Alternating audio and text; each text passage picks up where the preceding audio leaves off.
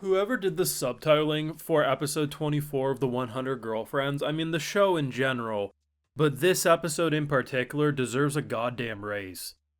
Like, this community bitches and moans about subtitling until the cows come home because they just have nothing better to do.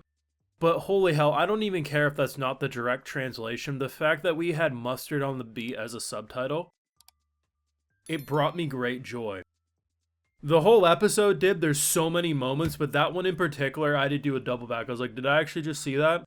If you don't know who Mustard is, very well-known producer, has amazing beats, one of the most well-known in the industry, most commonly known because of Kendrick Lamar screaming Mustard. Mustard on the beat. I just thought that shit was hilarious. But the fact that there's so many moments of just blink and you miss it. Did they really just say that?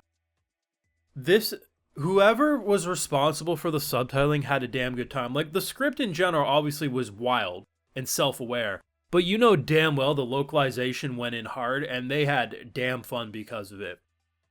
When they literally say in this episode that apparently two of our girls shouldn't even be in this scene because apparently this whole, like, you know, giant 100 page or 100 lines, whatever it was, you know, the double panel where Rentaro, I guess, says why he loves all his girlfriends and it takes up so much that you can barely read it. Like, all that stuff, I guess, should have been earlier in the season. And the fact that two characters who come after the scene are like, hey, I feel like we shouldn't be here. And they're like, basically, if there's an issue, blame the anime director. It's like, okay. They've had a lot of fourth wall breaks, but I truly feel like after this episode, this has to be the anime with the most self-aware fourth wall breaks that I've ever seen. I'm not going to say period in, like, all existence because Deadpool exists and you ain't going to out fourth wall break Deadpool. But in terms of pure anime, like, honestly, yeah. Like, there's been episodes in anime that are, like, you know, at times more, like, self-aware. But the fact that this whole second season, the second core has just been non-stop awareness has brought me an immense amount of joy. And I love the fact that it gets so sped up as he's saying it that it's gibberish. It's like listening to Nintendo characters in games without voice acting and they're just making sounds.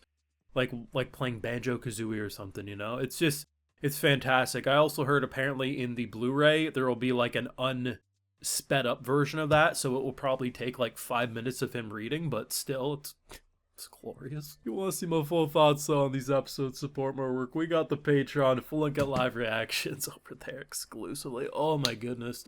This season was wild, man. Like, it was so goddamn stupid. And I appreciate that, unlike certain authors, like the Rent-A-Girlfriend one as an example, this one just like understood the assignment and just didn't take itself seriously. Early into the season, I said whatever semblance of sanity season 1 had, it went out the window with season 2.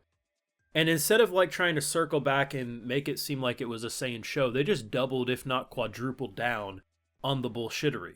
We had Harrigeddon at one point, and the city just went back to normal as if nothing happened.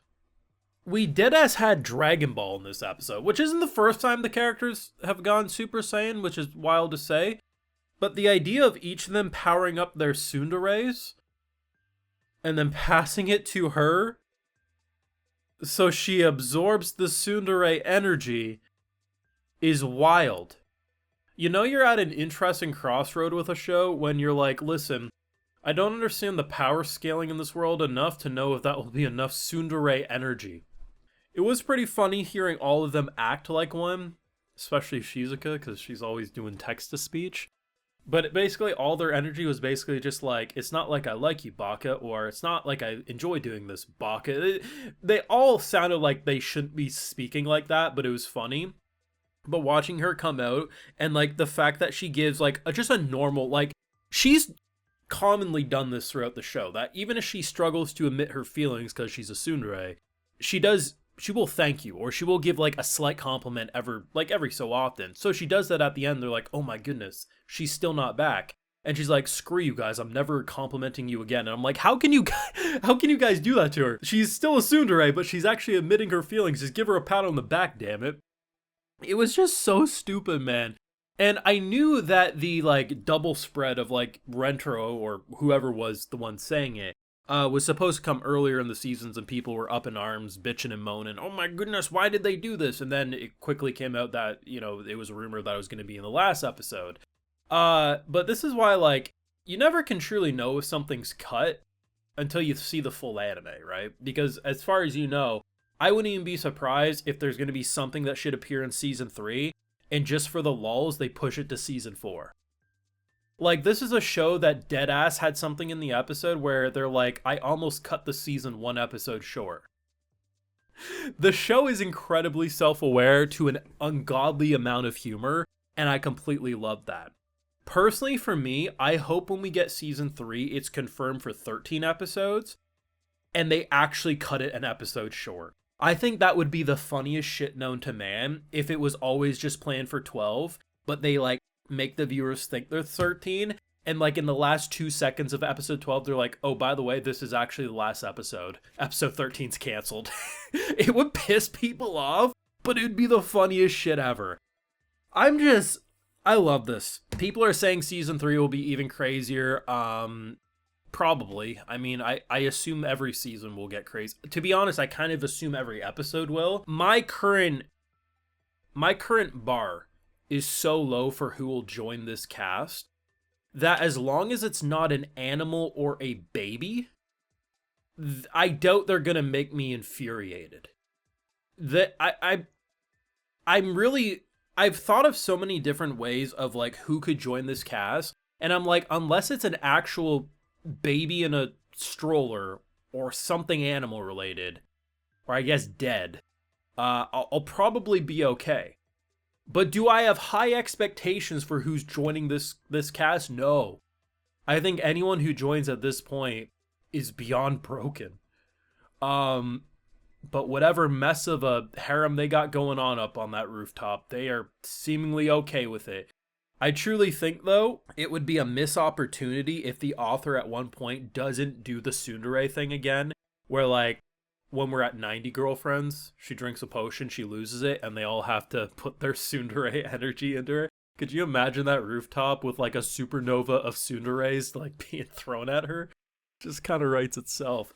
Subtitling was on point, the VA work was on point, and honestly, I think the best part was, like, once it got to around the midway point of him giving the speech, and it was so incomprehensible, I love how Rentro's VA legitimately read that normally.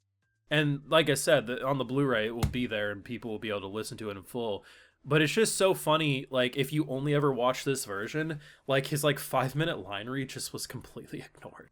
I mean, 10 out of 10 season for entertainment, that's for damn sure. You let me know your thoughts down below. How excited are you for season 3 whenever we do eventually get it? Because you know it's going to happen. You let me know.